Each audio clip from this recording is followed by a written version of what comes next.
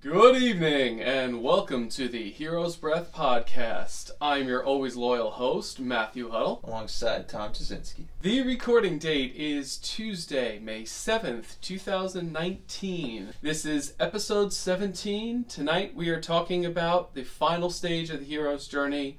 That is the freedom to live. Brought to you guys by the Phi Center, the primary holistic integrative center where I work at and operate the Mind program. Check us out at phicenter.nyc. Checking out Matthew's stories over here on his YouTube channel as well. You go to the YouTube channel and you go to playlists, and my program journal is there where I track my progress since I started. And ultimately the hero's journey is this entire journey of deep internal work. You know, you're going into those inner dark caves and you need the tools to be able to venture in. Neurofeedback is great for that. In so many ways, neurofeedback is its own sort of mini cycle of this hero's journey. Of course, we want to shout out our editor in beard, James Morano. That's JamesMorano.com. He is the person who is doing all the audio for us, but he also does video for a lot of other brands, companies, musicians, other podcasts, drone footage. Yeah, his portfolio is getting bigger like all the time. This guy, and he didn't start all that long ago, and he's like Lucille Ball, like trying to like stuff all the jobs. You know, it's funny, I was talking to somebody else who had worked with him. He's just like, the guy's insane. Yeah, he is insane in a good way. We love you, James. Housekeeping item number 3. We are not on Patreon for obvious reasons, and we're not just going to beg for money, but we do need it. He works, I work. This is a capital intensive venture. So if you want to support us, if you like what you're hearing, if you like the value that we could provide for you, then here's what you do. You go to the website, you go to the blogs, and you go down to the bottom. Each episode, its corresponding blog. At the bottom, you will find links to Amazon. Any of the books or movies or shows that we mention, you can find it all on Amazon. You go to Amazon, you buy something. You buy one of those books or movies or whatever.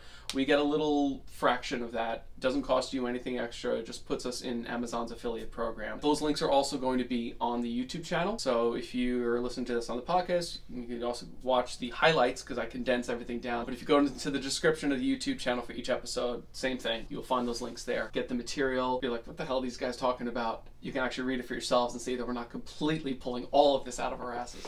Speaking of pulling material out of our asses, let's conclude round 1 of the hero's journey. Freedom to live. It's the concluding stage. Now, at this point, the hero has already crossed back the return threshold, and he is now back into his ordinary world. He is the master of both worlds. He has taken tools, lessons, material from the special world that he had ventured into in the first place and brought that back to solve the problem that he had already set out to solve. This can be literal solution where he physically alters the world around him. It could be metaphorical, in which he changes the minds or relationships of the people in his life. This could be done on a large scale. It could affect a whole planet, a whole galaxy, a whole universe.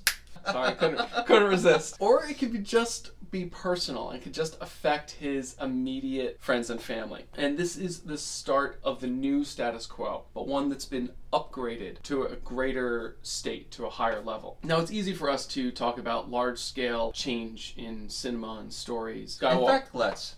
Okay. Iron Man. Okay. I've been poking this badger since the other day. Endgame. If you haven't seen it, I'm sorry. This will air months from now. Iron Man dies. As we see him essentially start from Tony Stark in Iron Man 1 and then see this culmination of the individual. From the man who would never lay down on the wire. That's why I find it appropriate that Doctor Strange said there's no other way, because in that altercation in the first Avengers, when Cap says, you know, you're not the guy to make the sacrifice play, to lay down on the wire, and Tony says, all right, just cut the wire. It's like, oh, always a solution, always another way out. And that's when Doctor Strange later on says, there is no other way. Beautiful. Yeah. You know, I didn't catch that. I don't sleep much. No. Get into it a little later, right? Life requires us to live fully, and the only way to do that, again, is through this mastery. But to live fully also means embracing death, knowing that death could be there at any moment. You remember in the film, his wife, Pepper, she's sitting there on the couch with him, and he's like, you know, I could let this go. I could leave this right now. I could just leave it and go to sleep. And she asks him, yes, but will you be able to rest? And because him not being his full, true self, you know, the hero that is Iron Man, capitalizing on all the tools and wisdom he's acquired throughout his series. Without him, this venture wouldn't be able to go forth. They wouldn't be able to do this whole time heist they planned. They need the full Tony Stark, right? who's going to be living himself fully. And then when death arrives, he can rest. He put in 110. He didn't hold back. And that's what we're all called upon to do. Take all of these skills, all these knowledge, keep pushing forward, living each and every single moment as the precious gift that it is, right? And just showing up 110%. But how the hell do we do that? We got to constantly put into work on ourselves, right? Like, that's what this is all about. Going into the inner caves, dealing with those demons, fighting those demons, embracing them, loving them, and then coming out transformed by it all. So that way you can then be a gift yourself onto the world, as he was. We keep coming back to that because when you talk about character development of yourself, and if you look for parallels in modern fictional story writing, yeah, really, Tony Stark is probably one of the best examples of that. Thor was destined to rule and be this powerful warrior. Steve Rogers was always this perfect person. The serum just let what was inside come out. Tony was a shithead from the very start. He was damaged by his father, which they really bring out, I think, a lot in the last movie. Him having to grow and develop. And you know how, like, in much of the Marvel universe, you know, they have the enhanced or the mutants and whatever. If you think about it in a certain way, because they did bring this out in the comics, his real ability, his special power is his brain.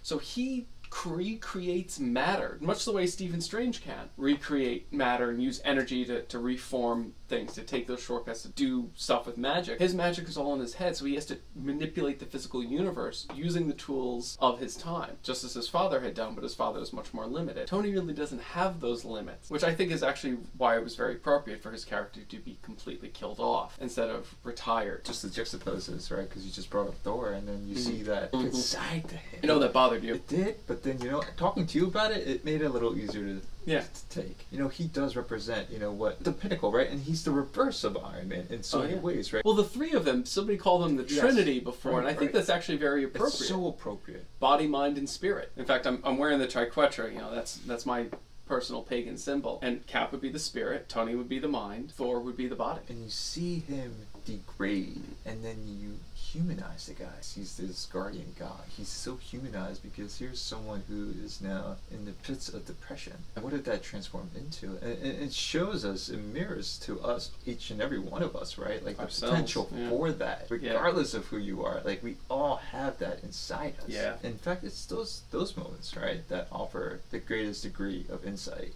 and clarity and the potential for transformation. We need to hit rock bottom sometimes. Well, we don't have to, but we often do. You know what? I think we do have to. Well, nobody's done it. Nobody has just gone through the perfect path all the way to success and then at the end. Nobody. That should strike something to you. And as we're going to go into further, what the freedom to live actually means by its opposite. All right, so again, yes, large-scale change. I'm talking about, of course, the Avengers Endgame. Luke Skywalker coming back as a full-fledged Jedi Knight and starting his own school to train others. Neo merging with Smith to purge the Matrix. But I think for our discussion, especially because we really want people to understand how all of this, again, applies to their lives, we have to talk about small-scale change. And I think one of the best examples was in the film A History of Violence. Now, did you ever see it? I never saw the full thing. One of Viggo Mortensen's best goddamn roles. I mean, the man's incredible as it is. Basically, the story is a small-town diner owner named Tom Stahl foils a robbery in a small Midwest town of his diner. And then there was a media circus, and then it comes out that these mob bosses figure out this is one of their old hitmen that had just walked away from it all, which you don't do. They send people after him. And then his wife and kids figure out it's not mistaken identity. They're after the right guy. And they want nothing to do with him. They're appalled by this. They've been living with this like murderous hitman all these years. And he knows the only way to protect his family is to end this once and for all. So he goes out to the city, and there's awesome fight scenes. And he comes back to the house bloody and beaten and bruised, but successful. And the family's sitting around for dinner. He comes in the house, he just sits down at his table, and he's just, you know, covered in gore. And the his little girl makes him a plate. So they're setting a new chapter in their lives, that daddy isn't just a provider. Now we know daddy's like a legit protector. My dad could beat up your dad with a napkin. It changes their world, it's changed his world, and at the end of the film it shows that the family's really willing to move forward. Now, only the lives of 4 people, not counting the mob bosses that he murdered, were really changed to the, you know, at least to the audience's perspective. But that's all that really mattered to this story. When I was researching this phase, there was a phrase by an author, I can't quite find the author. It was ascribed to a lot of different people, so I'm not going to say exactly who it was, but the phrase was, mastery leads to freedom from the fear of death, which in turn is the freedom to live. This is the point in the story where the hero is able to experience real freedom. He's powerful, he's wise, he has the whole skill set, he can accomplish whatever he sets his mind to do, and he knows it now, but more importantly, he is now going to be serving as the example for others to follow. This is what is going to enable him to inspire future generations. In essence, he's become immortal, but that's not why he's free from the fear of death. Now, our famed American treasure, Mark Twain, and a fellow Freemason, has been attributed, again, not 100% sure this was him, but reasonably sure this was him. The fear of death follows from the fear of life. A man who lives fully is prepared to die at any time. And if you read anything about Mark Twain, you'll know he lived like that. This forced me to actually think about what it is to, like, be living. You know, you always see, like, when people is like, yeah, let's go be alive, let's go out and party and get drunk and then forget we're alive, numb everything and then pretend we're alive. So it forced me to start thinking about my own recovery. How ironic. I know. Fuck it. Have you noticed that? Well, it numbs us to life. It numbs us to emotion and feeling, and it's temporary satisfaction. It's physical pleasure. It's numbing us to true joy. Yeah. You know, and at the same time, conversely, it's numbing us to the pain and anguish. But that's actually where a lot of the gold is found. And that's what Campbell has said so many times. Young and everybody else who's awesome, including us. I noticed over the last few years being sober, the people who are the most successful in their sobriety are the ones who have an unrelenting love of living. And it's not so obvious as to why to people who haven't had the full experience. Yes, it's nice to have a clear mind and see life in HD for once instead of having that constant, you know, booze fog, and having the energy to enjoy life and go out and do things and not constantly have a hangover is fucking phenomenal, I can't tell you. It's also the sudden awareness that life is an amazing discovery. But on top of that, from a crackhead living on the street to a functioning alcoholic like myself, we're always aware that we're living on borrowed time. At some point or another, you're going to fuck something up royally, and you know that. And it's just a matter of time before your luck runs out. That's what helps actually contribute to that vicious cycle of substance abuse. Here's the thing. On some level, everybody is aware that death exists. There's this gaping maw of oblivion just orbiting us. The thing for, and I've talked about this with a friend of mine, I'm going to leave a link to my interview with her from years back. Artists, writers, painters, sculptors, whomever, we're probably more sensitive to that fact. It's like the xenomorph in Aliens, like right by Ripley's head. The void, oblivion, is like right fucking here. And we're very aware of it. I think most people aren't aware how close it really is. Death is always that far off thing. But when you're looking at life through a more artistic lens and you're really examining things and you're more emotionally attuned to it, it's right next to you. And you just want to not know or not care. You can never stop the not knowing. Ask anyone who's going to be really honest about it. You'll always know, but you just don't want to care. But how exhilarating is that? It is now. It's like different now. Just knowing that death is at your door at any given moment, it instills life with that much more. Because you're looking at it from an enlightened lens. Not to toot your own horn, dude. Right. You're not looking at it from the lens of somebody who hasn't built that level of awareness yet. My gods, do I sound like a fucking hippie or what? You know what it is? Most of the time it's overwhelming for people, I think. Jonan Vasquez, the creator of Johnny the Homicidal Maniac, used his character to say one of my favorite phrases: nothing quite brings out the zest for life in a person like the thought of their impending death. That's beautiful. It is beautiful. That encapsulates it so well. Exactly the point you were making. But you know what? Again, most people, when it's just this constant being there, this constant thought, like a car's about to, you know, hit you as you're going through the intersection. You're gonna jump out of the way. Your adrenaline's gonna spike, and you go, and then like the whole incident's gonna pass, and you yell at the driver, and they're gonna flip you off, and they're gonna, like, it was your fault, and they're gonna drive away, and like you're gonna feel like really alive at that moment. But when death is just constantly hanging around your fucking head, and you're just kind of aware that this existential dread is there, it's a lot different than like that sudden moment. It's just this constant refrain. You know, it's like having a little brother just poke you in the shoulder all day. There's two ends to that. First, cultivating a certain awareness around death itself. Even the Stoics had this idea of the memento mori, right? Like where they just...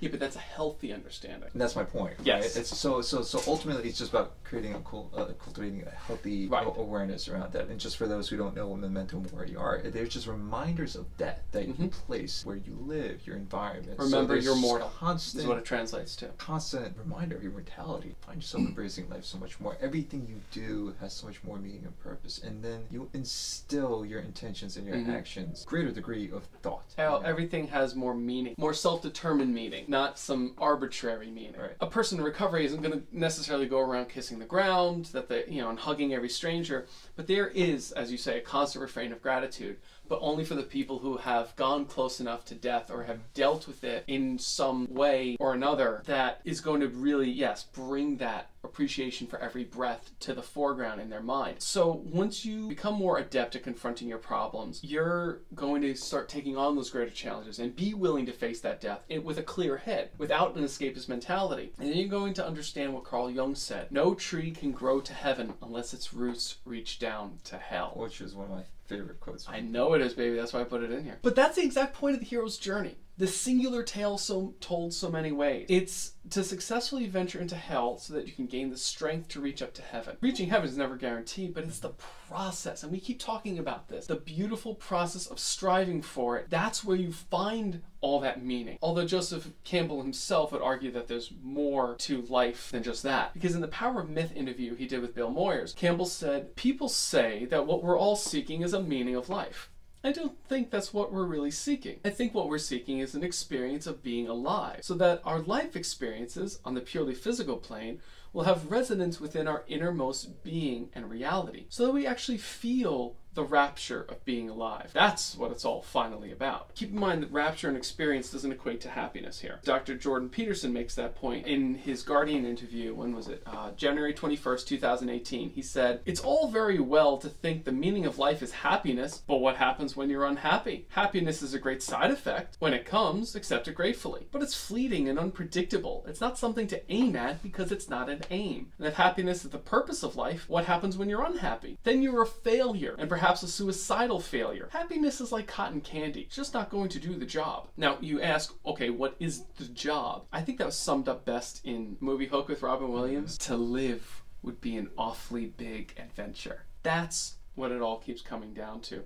That's why addicts spend a considerable amount of our time avoiding life. So when we finally stop, we then become obsessed with doing the opposite. A lot of us dive into more natural, sustainable highs through like fitness, and then a lot of us will cross into the biohacking mode from going from health freaks. We change from we basically just switch the pub for the gym. Then maybe instead, we try to focus on building healthy bonds because oftentimes we poisoned all the other ones. Or a lot of times people will get into religion. They'll become priests or pastors, rabbis, volunteers, all that other stuff. Regardless, those that stay the course, I noticed, there's two constants. Yes, they trade one unhealthy addiction for a healthier one, but more importantly, they take the focus off of themselves, their own pain, and then they work hard to help others overcome their pain. So this feeds a new cycle. And this is honestly my story. This is a pattern I've noticed in my own life. I've always justified my healthy obsessions with just that, being healthy. Not realizing that, and just like any other addiction, it's just masking certain symptoms. It's not addressing the root causes of those addictions, right? In the same way where it's so easy sometimes to justify not addressing your own problems by trying to fix and address those of others. Yeah, these are just games we're playing with ourselves. Although perhaps more noble approaches. By themselves, there's nothing wrong with them, but you have to be doing the work in the first place. That's where you get those super righteous Christians. Aren't they fun? And I see that that's still a very present part of me. So I'm going to plug this podcast because I love it. It helps me get a lot of personal insight. The Myths That Make Us by Erick Godsey. He actually works with Aubrey. They have, I think it was the Fit for Service Mastermind, or one of their programs. He meets with his guests, right? And just asks questions that help them figure out what their stories are and how those stories actually develop, what stories actually influenced them early on in their lives. It's helped me really get some deeper insight into what it was that I've been numbing. One of my favorite questions that he asks his guests: what story as a child did you find yourself constantly reading and rereading? Or asking, or movies that you were just constantly rewatching? Because very often these are the pivotal moments that shape our perspective, our minds, right? The way we perceive the world and ourselves. I gave it a lot of thought, and two just kept coming back. So as a kid, I would love it when my mother read me this collection of stories, and it was all in Polish. It's all the usuals. You have like Cinderella and Sleeping Beauty, and one particular story that immediately pops up, and it's the Ugly Duckling. A follow-up question that he asks: if you were to articulate and try to condense that story into like a 3-minute overview that you would present to like a third grader. Very simple, very generic. How'd you describe that story, right? And so I did it to myself. This duckling is surrounded by others that he doesn't fit in with, that don't approve of him or don't see him as part of their tribe. His entire identity is centered on this desire to fit in or to feel accepted. I mean, ultimately to find a tribe of his own. And lo and behold, he's not a duckling. He's a fucking swan. It's us coming into fullness with who we truly are at a deep core level, right? So he actualized himself as an individual, as who he truly is, right, the true him, and that was allowed to actually come out, to manifest, and he found the community that he could ultimately belong to with that, being his true self, right? And I realized in so many ways that that's always been my story. I felt that every group that I always belonged to, I was always the odd one out. And I always desperately wanted to be a member of that. First grade, second grade, third grade. Up through high school, I was still kind of bouncing around, trying to feel it out, and I always felt myself the odd one out. I know exactly what that's like. I've been through every clique. It was so funny, actually, just seeing that. Being able to reflect off of that story. Absolutely, story, because that's what these are all doing, is they're providing a mirror through which we can now gaze and see ourselves reflected in. The other, I don't know if you've read this growing up, but Encyclopedia Brown. Young kid, detective, very smart, right? That's why his nickname is Encyclopedia, because he's just so well read, and he uses that to solve mysteries. Sounds like something that would be on PBS. Like right after Wishbone, before Ghost Rider. I just revealed how much of a fucking nerd I am. As though this wasn't apparent enough. But then I realized, like, my entire life was spent trying to seek validation, trying to seek that acceptance, by capitalizing on those traits. Intellect. I was a very well-read kid, and that was one thing that I felt I could actually find value in myself, or have others find value in me by capitalizing on that. I had to be a straight A student my entire life. You had mentioned that you had that neuroses and that quest for approval, that you had buried yourself in that. But I always had kind of like assumed it was just for your family. I didn't realize your peers played a role in that. I didn't realize that either. Again, it was only really through thinking these things through that I realized, it wasn't just for my family. This was for everyone that I knew. It's so funny because just this past weekend I was talking to a friend of mine. I've known her for years and very close. You know, I shared a little bit of this with her. She shared it with me. She's like, yeah, Tom, like, I always knew you were smart. I never saw you as that. You were more to her? That one summer where we worked together, I was going through such a tough time that time, but you were just there for me. The thing that I remember most was your kindness. Fucking women. And that struck home for me, because this whole time I've been trying to create this identity. I've been trying to find these means of finding validation of any kind, just acceptance. All the while, like, just by being my true self, just by being there, showing up fully for others. That was it. People don't remember what you do, they remember how you made them feel. To quote someone. I can't remember who that was. Appreciate you sharing that. And that's what recovering addicts really eventually learn, is that we know what it takes to go into the dark cave and come back with a treasure, and then we know that it helps for everyone to share that. Just as you said, the most important thing was to make people feel good, regardless of your own need for validation, your own addictive nature for that cookie. That ultimately turned into an addiction towards healthy eating, an addiction towards hitting the gym, and a compulsion around that, and you create those things, constantly avoiding the deeper issues. I'm not sure which is more deadly, right? Like the obvious one, the obvious alcoholism and drug addictions and maybe addictions to sex, versus the ones that are masked as these nobler pursuits. Because the alcoholic might actually know that he's trying to cover something up, but the gym rat might not necessarily admit that to themselves, right? It's because it's clouded and it's masked in this, let's say, brighter pursuit. And they'll go through life continuously avoiding it, and that's where the tumors develop. But this is what we've been talking about this whole time, is the hero's journey is a journey of self-awareness. It's a journey of finding out who you truly are and what you truly are. That is what the hero's journey is. It's becoming you. It's becoming wholly yourself. That's ultimately what the path we're all walking on, and that's why things like neurofeedback have been great for you and myself, or practices like meditation and just different forms of mindfulness, or if you pursue plant medicine and using those as tools to do the deeper inner work. That's ultimately what this is about, because when we become truly ourselves wholly, then all that's left to do is live and to just be that gift to the world, because service just kind of naturally extends from that. It flows from that. Our natural just state. trying, it just is. It's our natural state. You look at young kids, they always just want to take care of others and each other. I couldn't have said it better myself, really.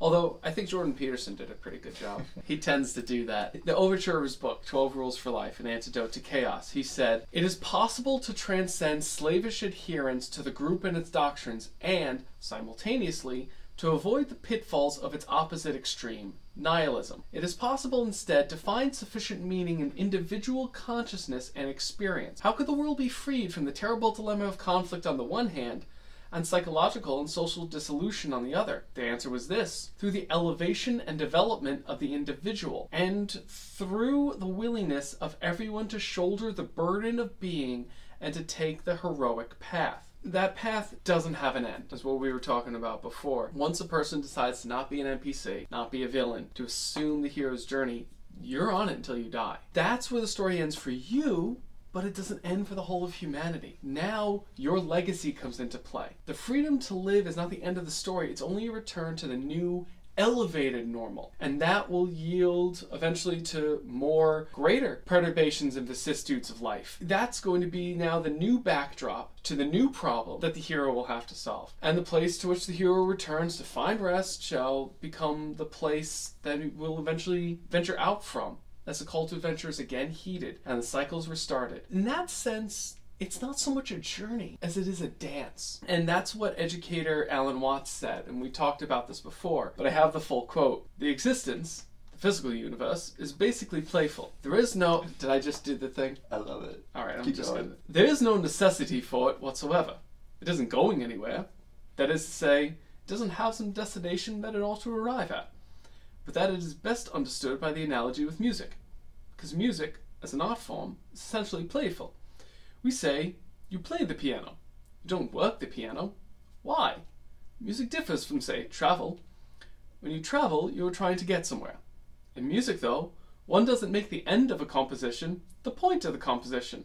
If that was so, the best conductors would be the ones who played fastest. And there would be composers who only wrote finales. People would go to a concert just to hear one crackling chord, because that's the end. Same way with dancing. You don't aim at a particular spot in the room because that's where you will arrive. The whole point of the dancing is the dance."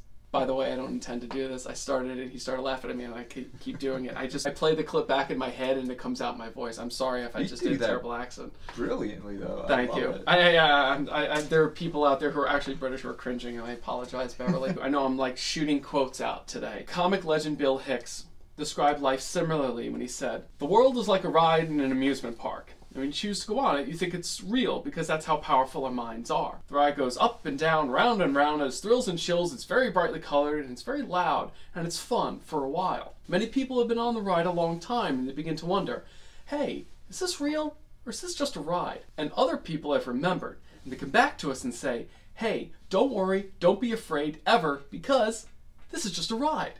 And we kill those people. Shut him up. I've got a lot invested in this ride. Shut him up! Look at my furrows of worry. Look at my big bank account and my family. This just has to be real. It's just a ride. But we always kill the good guys who try and tell us that. You ever notice that? And let the demons run amok. But it doesn't matter because it's just a ride. And we can change it anytime we want. It's only a choice. No effort, no work, no job, no savings of money. Just a simple choice right now between fear and love. And now this is where the last two stages of the monomyth blend together. Every single moment is an opportunity, a moment that's presented to us. It's a gift because it presents us with the potential for making choice. We're called upon to cultivate and build that mental muscle of just mindful awareness of every single moment. To be present. Making the choice to change our habit. Change our lives. Making the choice on a second by second basis. It requires clarity of vision as well. It requires us to be more in tune and more in touch with what our true purpose in life is, because that gives us so much greater clarity around what the right choice is. Kind of briefly touched upon this when we were talking yesterday. One thing that's always helped me in making decisions of any kind, we all have this idealized heroic versions of ourselves that we aspire to be, that we know is somewhere deep within us. We want to think that we would be by ourselves standing in front of Thanos' army. It's such a simple question, but just ask yourself, what would that guy do? Just to give you a silly example from last night, those who don't know, there's great water filter, Aqua Trip. Not getting paid for this, by the way. I'm not getting paid for it at all, but this is the one I use at home. It's a great countertop filter. Take the tank, right? And you got to dump it every single time, refill it with water, put it on, and then I'll filter the water and then empty it into another tank. My family, for some reason, people just get super lazy. They'll empty out the damn water without filling it up. Right. They'll start on the second tank, not thinking about the next guy. Instead of constantly complaining about it, the fact that I get annoyed by it indicates to me that there's a part of me that probably does something similar to that. Because very often when we get annoyed by things, right, we're projecting something inside of us. Oh, I must be really fucking annoyed. It's already late at night, and I'm seeing there's like a little water left, and I just used a little bit of it. And that's my rule. I'm like, the last person using it should be the one filling it. I was ready to just knock out and go to bed. You know, I'm like, fuck it, they'll just do it in the morning. And I had that moment where I just stood there and I asked myself, like, yeah, but what would that guy do? You know, I'm like, fuck you, Tom. Like, you can then, I had to do it, you know? Yeah. And it's such a small little trivial thing, right? But it just illustrates, you know, like, we have every single moment presented to us. We have a choice to make, and we have to know what direction we're heading in, so that way we're more aware of what the right choices may or may not be, but also just like, what that person do, that idealized heroic version of yourself. And I like the way you frame that, because oftentimes, and again, especially for addicts, we run away from the person we were. That's what a lot of those covering healthy escapes are, those healthy diversions. It's always better to, as Tom said, go towards the person you want to be. Because if I think back about the person I was, when I was married, I didn't choose love. I chose fear. I worked my ass off to get nowhere. I closed my fist and struggled to keep every dime that I made. It didn't help because everything was just decaying, and my marriage decayed to the point that when another man came over to take my wife on dates, I gave him a hero's welcome. I mean, I should have taken pictures of the guy's face at the time because he looked so awkward. He comes in the house and is like, Tim, it's great to see you. How's it going? Yeah, you going out? Where are you guys going? Oh, that's awesome. And he's just like, I'm going to fuck your wife. But I didn't care because then I didn't have to provide good times for her. I didn't have to be a fun guy. I had to clean the fucking house. I had to prepare the next meal. I had to put our kid to bed. I had to do all this other shit while somebody else was entertaining her. You know, it's not like Lauren wanted like lobster dinners and shit, but like I wouldn't take a few bucks out to like take her ice skating or like take her to the beach or anything like that. And this is something I recently discovered, and we were talking about this the other day. I told you I'd find a way to shoehorn it in. I have been single for 6 years. I have gone to bed by myself all but 4 nights. In 6 years, I've gone on 5 dates. Just when like I said, when I was climbing out of Naraka, I cross-referenced all business minds, you know, Ty Lopez and Les Brown and Tony Robbins, like all these inspirational people, and I look for the common threads. So as I'm getting to this point in my journey where I'm getting into this like mode of success, and I'm moving on with my business, I'm moving on with my careers, it's time to go to the next stage. I gotta level up. I can't just keep doing this alone thing all the fucking time. This is stupid. Genuinely stupid. I said, okay, I'll start listening to dating experts. Listening to these pickup artists. Not that I'm interested in pick up per se or game, but I want to find the common threads to all this. You know what the common thread is? Taking the time to be really present with a woman. Because they are the manifestation of nature. We are the manifestation of intellect, of mind. And it's to come out of ourselves, come out of our mind, be in nature, be present with her. I had so many friends tell me, and we've talked about how often platitudes are true. So many of my friends, female friends, male friends, would say, well, just take her on a picnic, you know? You don't have to worry about taking expensive dates. Go for a walk with her. Go bird watching. Go do something like cheap and whatever. Because I was saying, well, even if I found a woman, how could I take her out? I had a fear of success with women because I didn't know. I would clam up, not because I was afraid of rejection. The few times I would ask a woman out, I was so grateful when they would shoot me down. Because then I didn't have to worry about, oh, then what do I do with her? So I learned, by my own mistake, by the person I was, because the more I closed my fists, the less I had. It was like Matthew 25:29, the Matthew principle, that the Pareto distribution principle talks about. Jesus' parable. Even as a pagan, I could still hear the gold talents parable of Jesus in my head. For whoever has will be given more, and they will have abundance. Whoever does not have, even what they have will be taken from them. Now, I could have chosen to let my love for my ex-wife compel me to just say, fuck it, I'm going to squeeze some enjoyment out of my life, take her somewhere simple, stupid, and small. We're going to have a great time together. We're going to enjoy ourselves together. Then we're going to come home. We're going to look at our bills. We're going to figure out what the fuck we're going to do. I didn't do any of that. I just dug into do mode. which is a warrior ethic, which is, okay, I gotta try not to spend this, I gotta make more lunches and not go out, I gotta, put the kid to bed, I gotta vacuum myself, I gotta do all this other stuff. There was no person to enjoy for her, because I wasn't getting involved in that cycle of life. I was just degrading more and more and more. And of course, yes, drinking the entire time. I got really good at vacuuming drunk, by the way. I could swear, and I've sworn to never be that man again. But, as you said, the best thing is to look at that ideal and figure out exactly what I want to be.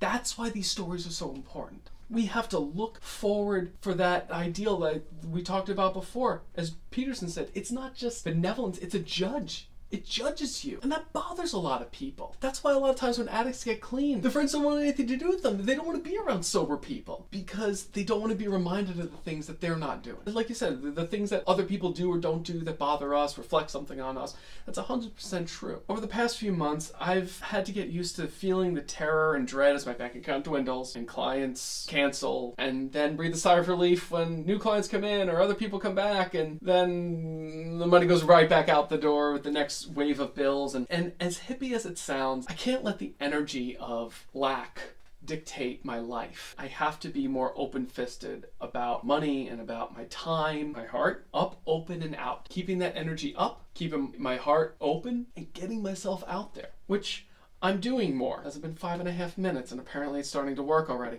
Story for another time. That's what happens when you just relax and enjoy the ride. Clients come, blessings come. Somehow or other, I always seem to figure it out. And while I'm not living in a mansion, you know what?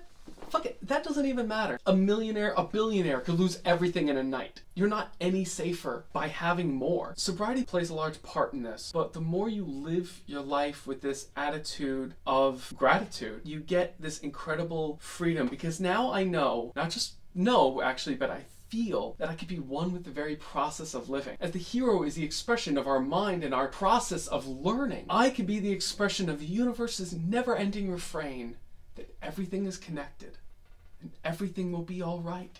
The freedom to live means the freedom to die with grace. This is achieved only by living an authentic life with patience and gratitude. This requires us to go down into our dark caves, be stripped of all the external trappings, comprised of mostly the expectations other people place on us, confront the parts of ourselves that we would rather hide or destroy, and then realize who we truly are. The entire time we must stay fully conscious and present. No more coping mechanisms. Savor every agonizing step of this process. It's designed to refine us into the best versions that we could possibly be. Then you get to choose. Then you can live with boldness, the same boldness you had as a child. You can savor life in all its extremes and exist as a stable center between those extremes. And it's this continued mastery of our ability to maintain our place between order and chaos, between fear and love. That's what allows us to remain as the hero for as long as we are here on the planet. And when the day comes that we must shuffle off this mortal coil, that will allow us the satisfaction of knowing that we leave behind an example for others to follow. And that will immortalize us in this incredible story. Can you say something? Yeah, I won't sink in. It's exhausting. It's supposed to be. What immortalizes people is the life they've lived, the story they've lived. What's your story? What are you living? We keep coming back to that apotheosized ideal, but you notice apotheosis is in the fucking middle of all this bullshit. Right. It's not the end. And the end isn't even the end. The new ordinary world becomes this elevated version of what it was before, but now guess what, motherfucker? You're going on another journey. You're gonna keep coming back. Yeah. And better and better and better for it. Who you are, how you show up, how you touch others' lives. That is your legacy. You are immortalized in and through them and through everything they do. Never stops with that person. Constantly working on yourself, getting better, becoming better, embracing every strain, every painful struggle. You have to know that happiness, as Peterson said, is transitory. It's not permanent. Nothing in life is. But the same is true for pain. It's not permanent. Know that you are taking on that pain with something better on the other end of that. And it's just going to be this constant ebb and flow between the two, but you're constantly growing and progressing as you go through it. And so just embrace it. Don't numb yourself. Right. Look at what distractions you have in your lives currently. Like me, you may be fooling yourselves with these healthier options. There's still just addictions, there's still distractions. I'll say this, Peterson's talked about it. Like, sure, we may be living sort of in like the best time in history, but we are also to some extent living in the worst time in history, because suicide rates have shot through the roof. Tremendous lack of meaning and purpose and community, and that for me is why I do what I do. Because if I feel I can help raise people, if I can maybe even elevate their consciousness to some extent, and to help people see just how deeply interconnected each and every single one of us is to one another, to the earth, well, the more people that we can get to that level, better than we can make the world as a whole. That's ultimately in part what coming to a full realization of who you are is, because desire for service, it becomes natural. It's not forced, because it is just your natural state. You see yourself as a part of that interconnected whole. Be who you truly are.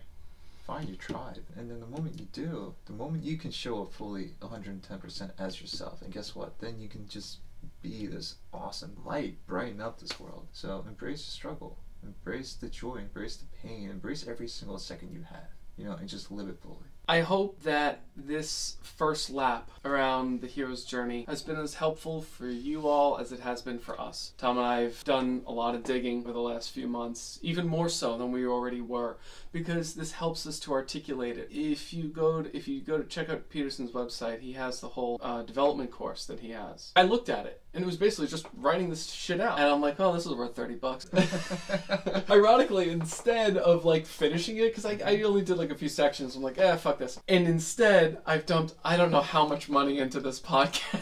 And the branding and the costumes and everything else that I've been doing with it. I've spent exponentially more. This is my medium for all this stuff. Absolutely. You know, I'm a true extrovert. I just can't, I mean, writing helps, but it's only half the process. Right. Like, I wasn't even sure that this was a good enough blog until I had to talk it out with you and like several other people. So yes, we hope this has been helpful for all of you. All the analyzing everything has been great for us. We did it really more for you all to have something to reflect off of. I hope that being blunt about all my failures and fuck-ups and successes has served its purpose. We're all living our stories. That in and of itself, so that's an example. That in and of itself is the gift you're given. Well, what we were saying before we hit record, we're talking about the freedom to live and the freedom to die, but it's never really going to be that extreme for most people. What you're all worried about is kind of the opposite I've been worried about. It's not the freedom to die as much as it is the freedom to fail. Because you're not going to die if you fail. It's not final. You're gonna get back up, you're gonna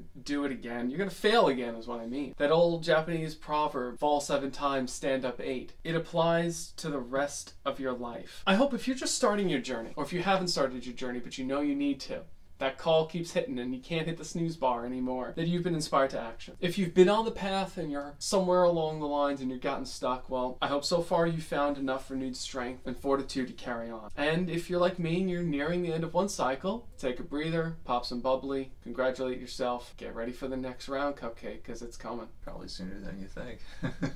It never ends. No. This life, this adventure, this hero's dance. I like that, hero's dance. I'm not changing it. I'm not changing this. I'm not rebranding. I'm not doing another trademark. I'm not. So with that, we want to again say thank you to our lovely sponsors, the Phi Center. I want to thank you, James, for helping us get all this on to the RSS feed and making sure it's edited properly and sounds good. And again, want to reach out to everybody if you want to help us keep the lights on, proverbially, in some cases literally speaking. Go over to the website, heroesbreath.com, go to the blog, check out the links, or go to the YouTube channel to this episode and go to the description, check out the links. Go to Amazon, buy some of the books and things and movies we've mentioned. Help us out a little bit if you're willing to do that. And aside from all that, as the time of this recording, episode 4 has gone up. I want to thank everybody who has, of course, downloaded episodes of the podcast and tuned in on the YouTube channel. We want to say thank you for the support so far, and I don't know how big our audience is by the time this goes up. I just want to thank everybody, no matter how many you are. That's not important. What's important for us is making sure that people are helped through our trials and our learning and our studying and our experiences. So just want to say thank you to all of you for that. And I just want to leave you guys with one word. Dance. Well said, my friend. From Hero's Breath, this is Matt. And Tom. Signing off. Good night, everybody. Take care, you guys.